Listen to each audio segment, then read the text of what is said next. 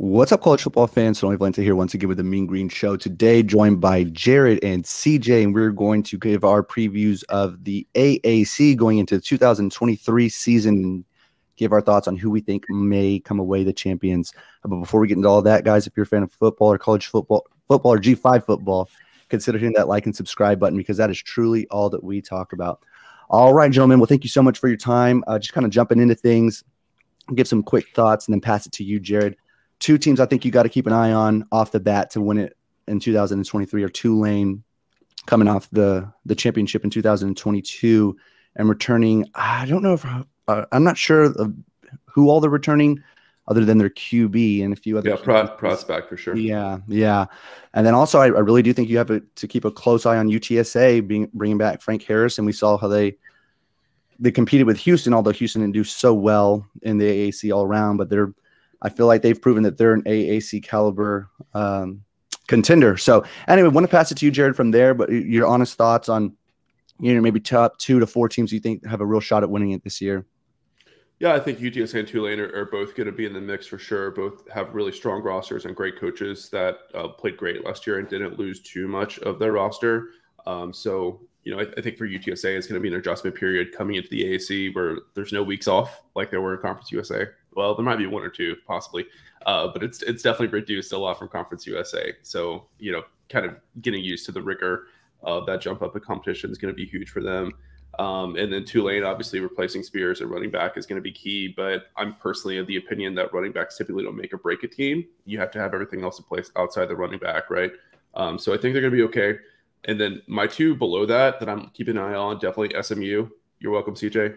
Loaded with talent, went hard in the portal yet again, got all the 4-star, 5-stars coming in, got the whole Miami influx, great facility, great staff.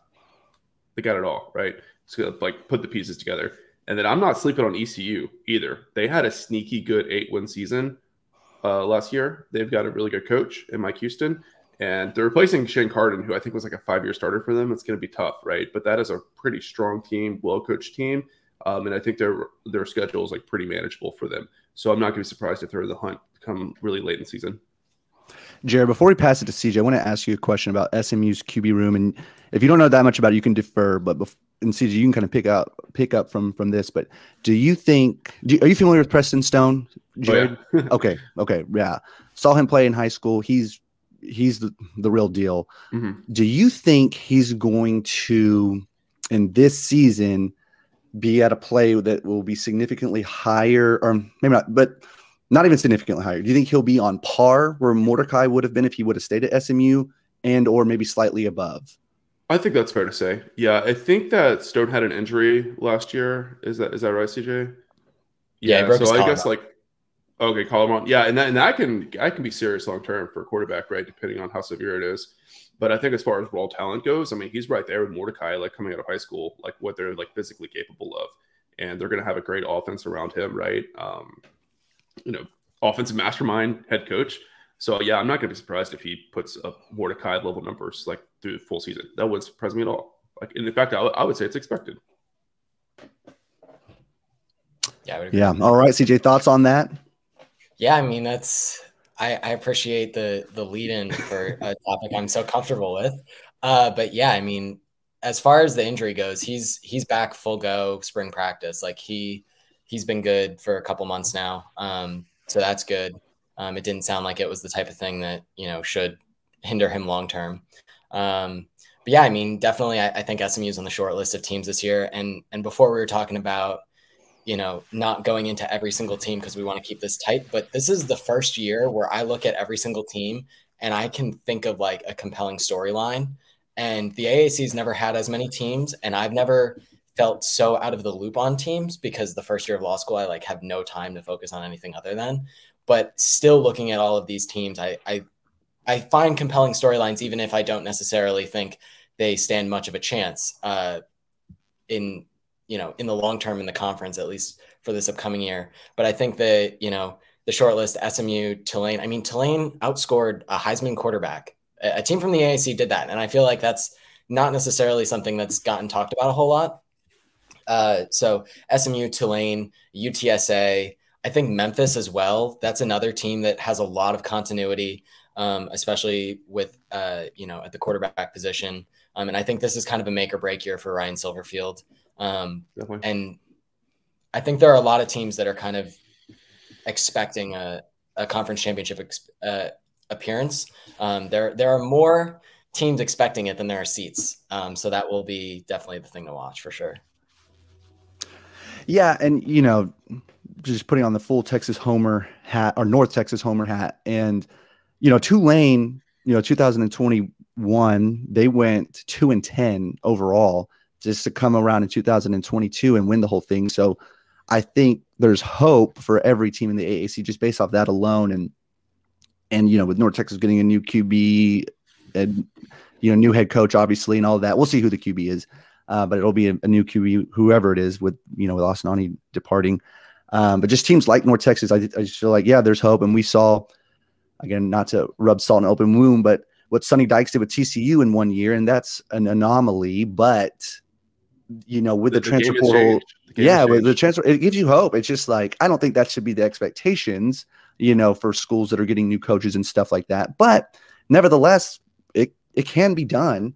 So it gives, again, I feel like a lot of teams in this conference hope, if nothing else. But I think it's going to be really, really close. I think the biggest travesty of this next season in the AAC is having UTSA and SMU not play each other, because this might be the last year SMU is in the AAC. If they drop the $1 billion bag on whoever they want to drop it on to get out. But Jared, I gotta ask you first, and CJ, you chime in after. But who do you think wins it if they were to play? UTSA or SMU?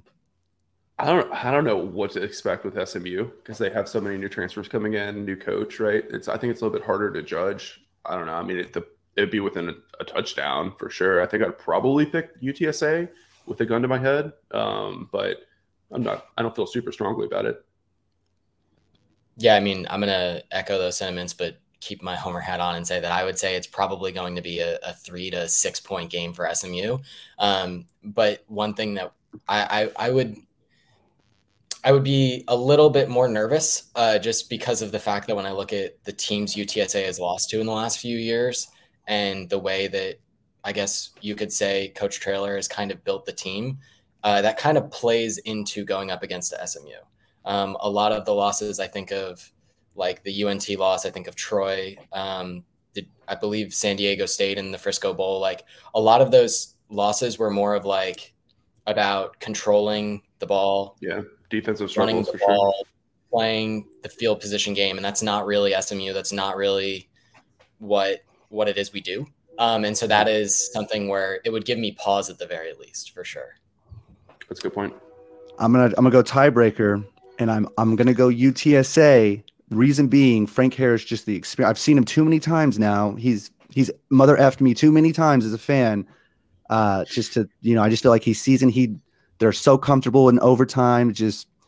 And Stone, although the talent level is superior to probably most in the conference, I would say maybe even including Frank Harris, just the experience that Frank Harris has, coupled with obviously his God-given abilities too, are off the charts. But man, that would be a close one. The AAC, if nothing else, man, put them in a bowl game together. I just want to see it. Real quick question for you, CJ. Any more concern about the North Texas SMU game this season, being that it's being played in November as opposed to the first week or two in the season? So actually, that was something that I thought about because UNT historically, and when I say historically, I mean like the last 3 to 4 years, has opened up so poorly and then has gone on to basically, if not run the table, come darn near close. And second half North Texas and first half North Texas have been very different teams. So I would give some more respect to North Texas now that the game is being played in November. But am I like worried? Not particularly. I just think that, you know, instead of it being a 14-point spread, it'll probably be now in like that 9 to 10 range. And I guess it is being played up in Denton this year, or no, it's not. No, it's a home game for us. Mm-hmm. Yeah. Okay. So no, not really. I'm not too concerned.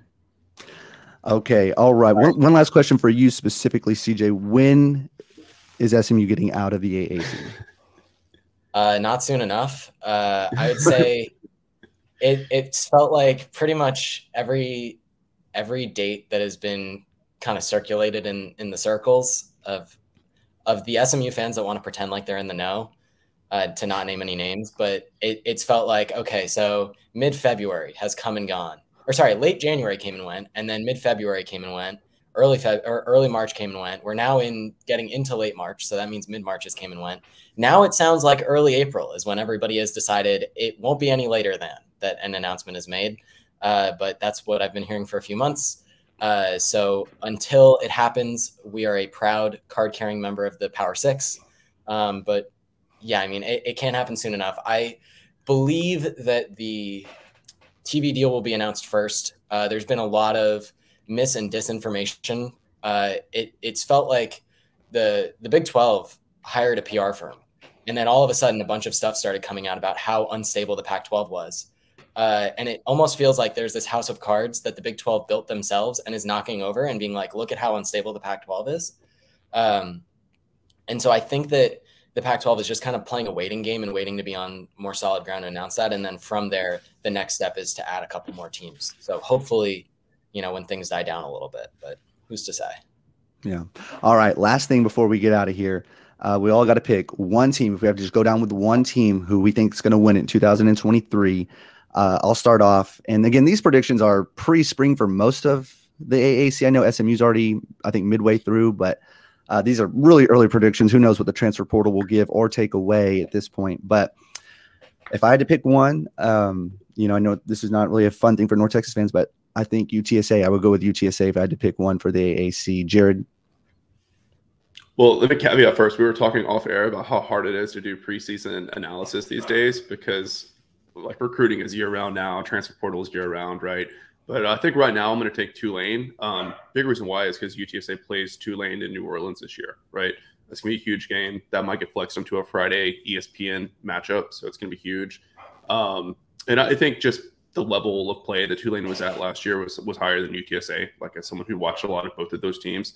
So I'm going to take Tulane, mostly just off the benefit of them getting UTSA in New Orleans. So I'm going to take UTSA as well, Sonoe, and the entire reason is because of the schedule. I think not having to play SMU and Memphis in the regular season is a huge boost for the Roadrunners. And a lot of times it's just about who is the most likely to get there, and then it's a 50-50 chance because both teams getting there are going to be so evenly matched. Like a bad team doesn't get to the conference championship game. And so who's the most likely to get there when I look at the schedule of having road games? I mean, obviously the Tulane road game is difficult, but UNT and FAU on the road in conference, I don't think for the level of competition that UTSA or for the level of competition that they bring with them, I don't necessarily think that those are going to be the toughest road games. So yeah, I like them to go 7-1 or 6-2 in conference, and that'll be good enough to get in most likely. And yeah. Yeah. Wow. So we got UTSA with 2 votes and a Tulane vote from a UTSA fan. So things are looking pretty good. Runners it is. Yeah. Yeah, I guess so. But all right, guys. Well, thank you so much. And really can't wait for the season to start. And yeah, we'll see what happens. Yeah. Can I just say it's messed up that I get the UNT player on mine, but CJ doesn't get one? Yeah, that's right. You're welcome. Who's the real rival here? That's a good question. But don't ask us. That's another video. Yeah, we can go down. We'll make this video an hour if we go down that one. But all right, guys. Well, thank you so much and take care. Thanks, Sonoe.